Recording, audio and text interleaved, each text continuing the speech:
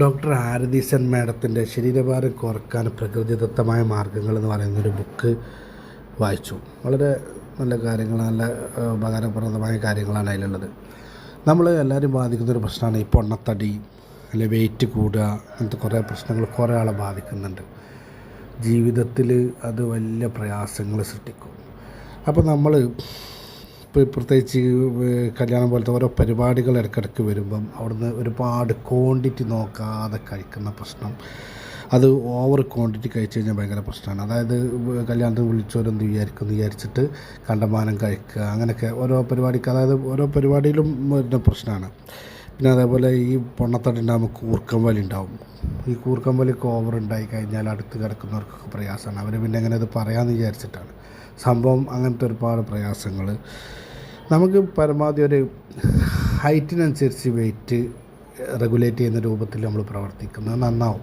ഒരു 170 സെൻറ്റിമീറ്റർ ഹൈറ്റുള്ള ആളാണെങ്കിൽ ഒരു 70 കിലോഗ്രാം, അതായത് 170 - 100, അപ്പോൾ ഒരു 70 കിലോഗ്രാമിനോടനുബന്ധിച്ചുള്ളൊരു വെയിറ്റിലേക്ക് നമ്മൾ കുറക്കാൻ വേണ്ടി ടാർഗറ്റ് ചെയ്ത് ശ്രമിക്കുക.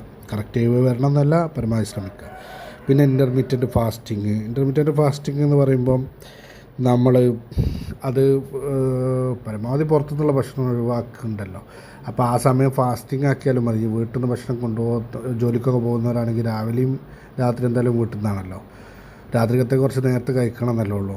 എന്നാലും ഫാമിലീൻ്റെ കൂടെ കഴിക്കാൻ പറ്റിയൊരു അവസരമാണ് രാവിലെയും രാത്രിയും. പക്ഷേ ഉച്ചയ്ക്ക് നമ്മൾ ജോലിക്ക് പോകുന്നവരാണ്, ചിലപ്പോൾ ഫാമിലിനെ കൺട്രോളൊന്നുമില്ല. അങ്ങനെയൊക്കെ വേണമെങ്കിൽ ഭക്ഷണം നമ്മൾ കുറച്ച് കഴിഞ്ഞാലൊക്കെ നന്നാവും. അതേപോലെ അങ്ങനെ ഇൻ്റർമീഡിയറ്റ് ഫാസ്റ്റിംഗ് ഒരു പ്രധാനപ്പെട്ട സംഗതിയാണ്. മാത്രമല്ല ഫിനാൻഷ്യലി ചിലപ്പം പുറത്തുനിന്ന് കഴിക്കുമ്പോൾ നല്ല പൈസ കയ്യിൽ നിന്ന് പോകും. മിനിമലിസത്തിൻ്റെ ഭാഗമായിട്ട് നമുക്ക് വേണമെങ്കിൽ ചിലവ് ചുരുക്കാനൊക്കെ ഒരു മാർഗ്ഗമായിട്ടും അതിനെ ഉപയോഗപ്പെടുത്താം. പിന്നെ ധാരാളം വെള്ളം കുടിക്കണം. വെള്ളം നമ്മൾ നല്ലോണം കുടിച്ചു കൊടുക്കണം. പ്രത്യേകിച്ച് ചൂടുകാലമൊക്കെ ആണെങ്കിൽ പ്രത്യേകിച്ച് നല്ലോണം കുടിച്ചുകൊണ്ടിരിക്കണം. പിന്നെ ഈ വേവിക്കാത്ത ഭക്ഷണങ്ങൾ, ചിലത് ക്യാരറ്റ്, ഫ്രൂട്ട്സൊക്കെ മാതിരിയുള്ളതൊക്കെ അങ്ങനെയൊക്കെ കഴിച്ചുകൊണ്ടൊക്കെ ചില സമയം അഡ്ജസ്റ്റ് ചെയ്യുക. അതിനൊക്കെ ഓരോ നിഘണ്ടുണ്ട്. അതിനൊക്കെ ഓതറൈസ്ഡുള്ള ആളുകൾ ഒരുപാട് കാര്യങ്ങൾ അതിനെക്കുറിച്ച് പറയാറുണ്ട്. അപ്പോൾ അതൊക്കെ നമ്മൾ പാലിക്കാൻ ശ്രമിച്ചാൽ വളരെ നന്നാവും. പിന്നെ ഒരു ദിവസം ഒരു നേരത്തെ ഭക്ഷണമാണ് ഒരു കൃത്യമായിട്ട് കഴിക്കേണ്ടത്, ഫുള്ളായിട്ട്.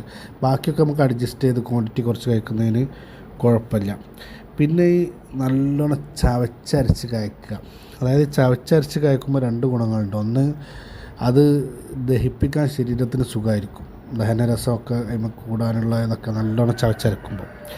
മറിച്ച് ഇത് നമ്മൾ പിന്നെ ഇങ്ങനെ ചവച്ചരക്കാതെ കഴിക്കുമ്പോൾ എന്താ പ്രശ്നം വെച്ചാൽ നമ്മൾ പെട്ടെന്ന് കഴിക്കും.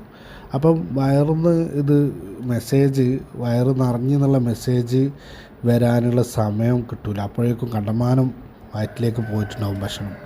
അപ്പം ചവച്ചരച്ച് മെല്ലെ ഇങ്ങനെ കഴിക്കുമ്പം ആ ന്യൂസ് അവിടെ നിന്ന് എത്താനുള്ള സമയം കിട്ടും. അപ്പോൾ നമുക്ക് കറക്റ്റ് സമയത്ത് ഭക്ഷണം കഴിക്കൽ നിർത്താൻ പറ്റും. പിന്നെ പരമാവധി വിശപ്പുള്ളപ്പം മാത്രം കഴിക്കാൻ വേണ്ടി ശ്രമിക്കുക. അതും ഒരു പ്രധാനപ്പെട്ട സംഗതിയാണ്. പിന്നെ നമ്മൾ രാത്രി കുറച്ച് നേരത്തെ കഴിക്കുക. ഉറങ്ങുന്നതിൻ്റെ മുമ്പ് തന്നെ ദഹനമൊക്കെ കഴിഞ്ഞ് നമ്മളെ ശരീരത്തിന് അതിനുള്ളൊരു അവസരം കിട്ടണം, ഒന്ന് ദഹിപ്പിക്കാനുള്ള, ഒന്ന് സമാധാനത്തിൽ ഉറങ്ങാനുള്ളൊരു സമയം രാത്രി കൊടുക്കണം. അപ്പോഴാണ് ശരീരത്തിന് ബാക്കി കാര്യങ്ങൾ, ദഹനമല്ല ബാക്കി കാര്യങ്ങളൊക്കെ ശരീരത്തിന് പാലിക്കാൻ പറ്റുക. അങ്ങനെ വരുമ്പോഴാണ്. പിന്നെ യോഗ പോലത്തെ വ്യായാമ മുറകളൊക്കെ ചെയ്യുക.